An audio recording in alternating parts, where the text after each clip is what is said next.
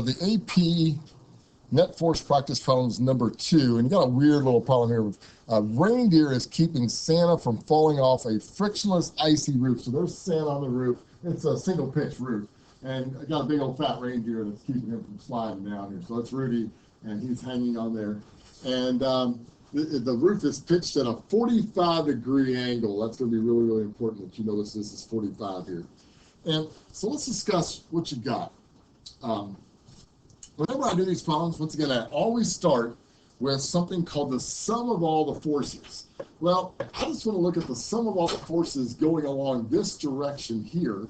I'm going to call that the x direction, even though it's not horizontal, it's sort of in the same plane as the roof. So I'm going to call these the sum of all the forces in the x direction. Well, let's talk about what those forces are. First of all, you have a sliding force that makes Santa want to go down the roof. So the sliding force would be going this direction here. And you have the reins of the that are hooked to the reindeer that's falling off the roof here. They have tension on it. So you got the force of tension on these reins pulling the opposite direction. Okay? So one's pulling up with tension. The sliding force makes the sleigh want to go down.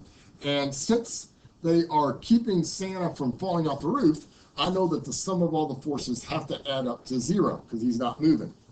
Well, let's figure out what the sliding force would be. This is going to get a little tricky, so pay close attention here. On this roof here, I have gravity that pulls down, but gravity pulls straight down. So watch what I'm going to do here. I'm going to draw an arrow going straight down like this, and I'm going to call this the force of gravity. And this really sucks because now my computer is locking up again. Hang on. All right, we are back. So once again, gravity pulls straight down on the sleigh like this. But gravity doesn't, the roof doesn't allow gravity to pull the sleigh straight down. It makes the sleigh slide down the roof. So I want to show you how this gravitational force is going to get divided. First of all, it gets divided into a normal force that comes down like this, because the normal force always acts perpendicular to the surface. And so part of the weight comes down like this, and I'm going to call this the normal force. Okay? And then the rest of gravity gets slid down like this. So now you have a right triangle, okay, where the force of gravity is your hypotenuse. I'm just going to put this up here so you can see this a little bit. That's force of gravity right there. Okay. The sliding force is now the opposite side of this angle right here. Now we now talk about how in the heck am I going to get that angle? Now watch what happens here. If this is a 45-degree angle right here where I'm pointing to, that's 45-degree angle. That means that this one up here must be a 45-degree angle. And since the normal force acts perpendicular to the surface, that means that this must be a right angle. So that means 90 degrees minus 45 must be another 45. So I know that's some weird geometry there, but usually the angle down here will also equal the angle up here. And this is really important when you do the second coefficient of friction lab.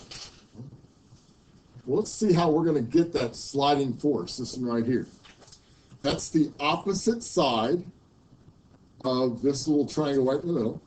So think about it. If you want to find the opposite side, opposite over sine equals opposite over hypotenuse. So let's find that opposite side by covering up the O. And I'm going to put in the sine of the angle times the hypotenuse. And just bring down the force of tension here. So that means the sine of 45 degrees, the hypotenuse is the same thing as the weight.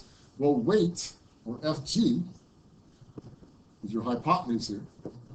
And so let me plug in that formula. Sine of 45 times mg, because the force of gravity is the same thing as the weight. Weight is mg plus the force of tension. So let's just plug in our numbers now. And so I have the sine of 45 times the force of gravity. And actually, hold on one second, I think we got to figure out what that is. Actually, I didn't have to do mg here because they already told you that the Santa weighs 1,400 newtons. And so I'm going to put down 1,400 newtons right there. And then add Ft to it. So it says, how much tension is on the rope? Well, it's pretty easy from this point out. You just do the math. So 0 equals a negative 989.9 newtons plus Ft. You take this to the other side, and so the force of tension on the rope is 989.9 newtons. All right, now we're going to do question number 6. I know we skipped a few. We'll do those in class. But number 6 is a booger. That'll be in the next video. Have fun. Love you.